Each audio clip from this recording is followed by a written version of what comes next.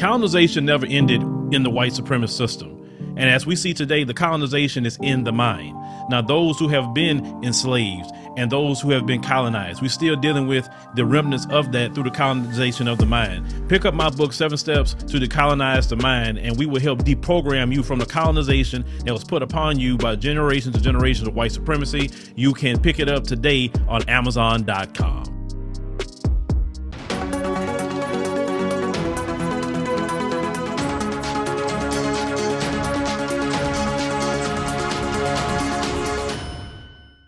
Hello fam, welcome back to the African Diaspora News Insider. I am Wongel Zelalem bringing you this report. Today's report comes from Malawi.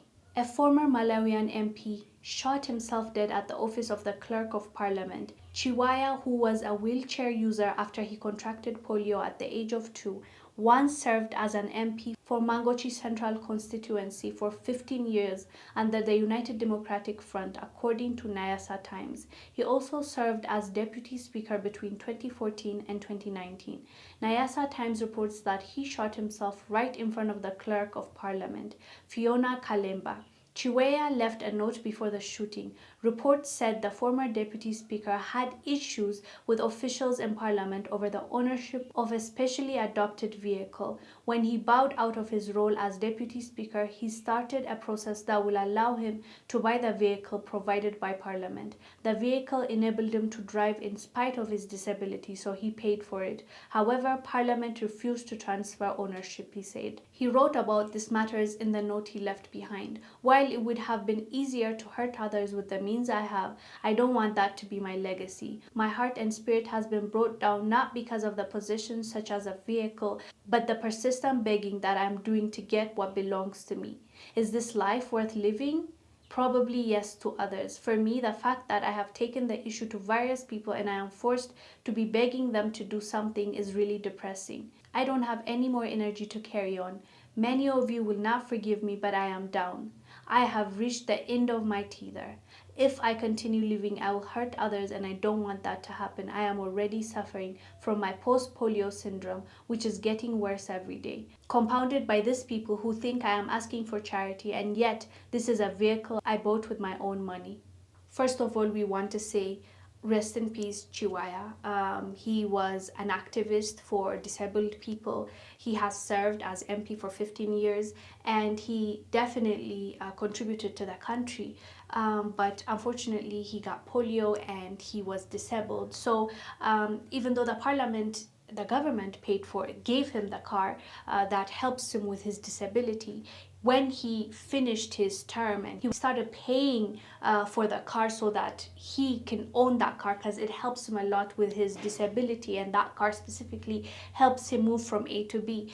And after he was paying, the parliament decided, for some reason they didn't disclose why, they said no, we're not going to transfer your ownership and give you the car. So for him, he said the polio was progressing and it was a lot to handle, and he started not wanting to live. On top of that, now he has to beg to keep a vehicle that he paid for, and the parliament is really being unreasonable according to him. He just decided to end it all because he said, if I stayed a bit longer, that is, to live in this world, I will start hurting people, and I don't want to do that. I rather end it all here.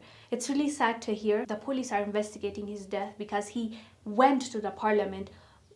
In front of them is when he ended his life. So what a sad story. And I thought it was interesting, his letter. He said, if I continue on living, I'm going to hurt others, and I don't want to do that, so I'm going to stop it here. That speaks volumes of what kind of person he was. He just didn't want to hurt people, and he rather end it all, and it was really sad to read. But again, we only know his side. We will have to hear the parliament side of why they refused him ownership even though he has paid for the car. We don't know all that was behind it, so we will wait to hear from the parliament and their side of the story. But from what we hear from his side, it's such a shocking story story and a sad, devastating story, because this man was an MP for that country, and if he rightfully paid for that car, why the bureaucracy when he needs it? And he's an activist, as I told you, for disabled people, because especially in Africa, unfortunately, disabled people don't have means to get from point A to point B maybe as easily as the Western world or Asian countries, because many people build buildings and it's just theirs. They don't cater to those people that are on wheelchairs. There's so many things we need to work on when it comes to helping and supporting our disabled brothers and sisters. So he was fighting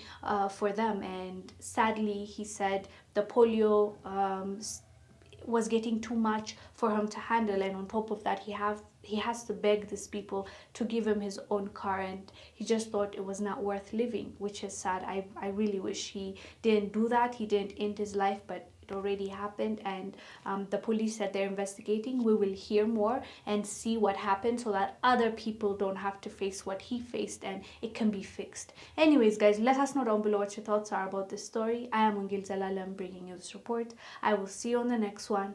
Bye.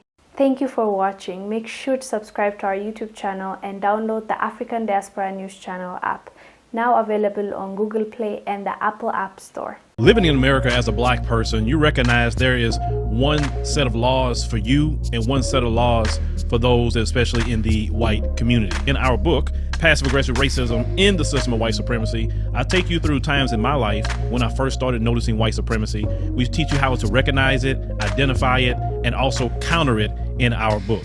This book is a beginner's course for those that are just starting to wake up and open their eyes to see the system of white supremacy. As a black American person, you must understand this system, because this system is life or death to you. How you handle it, how you deal with it, it can affect your mental health if you don't understand this system. Pick up our book, Passive Aggressive Racism and the System of White Supremacy, today on Amazon.